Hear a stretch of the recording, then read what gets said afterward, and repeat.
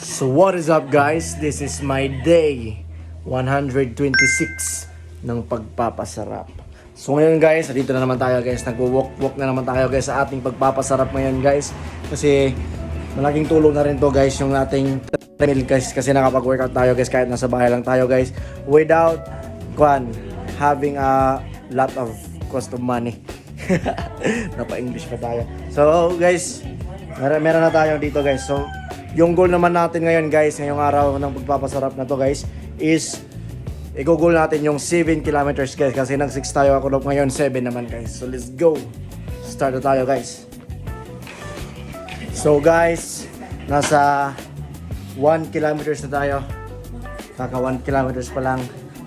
So meron pa tayong 6 kilometers to go para matapos natin guys yung goal natin ngayong araw na magsi 7 kilometers. Kaya paunti-unti lang guys kasi para hindi tayo mabigla.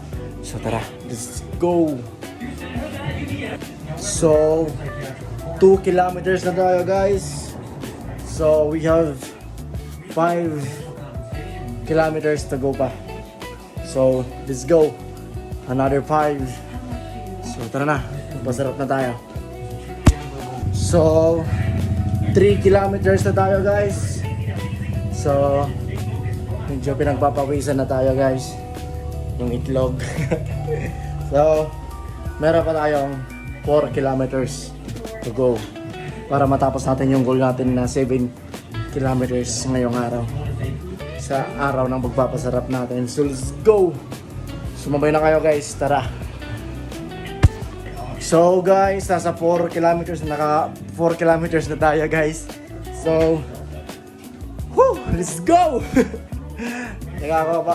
Kaso guys, matutulog na sana ako ngayon guys.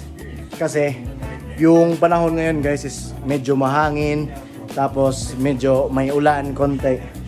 At ang lamig. Kaya, ang sarap matulog. Pero pinili ko pa rin mag-workout guys. Mamaya na ako matutulog. So ayun guys, naka 4 kilometers na tayo. So meron pa tayong 3 kilometers to go para maabot natin yung goal natin ngayong araw na 7 kilometers to pagbe-brisk walk. So tara guys, let's go. So guys, 5 kilometers na tayo. So another 2 kilometers to go na lang. So tara, laban pa rin. Kasi nag-walk tayo guys, breast walk yung tawag dito. So tara, another 2 kilometers pa para tayo matapos ngayong araw ng pagpapasarap na to. So let's go. So ngayon nga guys, nag-burn out. Habang tayo nag-workout, habang tayo muntikan pa tayo muntikan pa tayong marabo. So burn out na pod. So naka 6 kilometers lang tayo dun guys. Hindi tayo umabot ng 7 kilometers na goal natin. Kasi biglang nag-burn out. So estimated lang yun na kilometers guys. Ay, hindi estimated kasi meron naman dun naka-indicate. Hindi ko lang na-videoan. Sayang.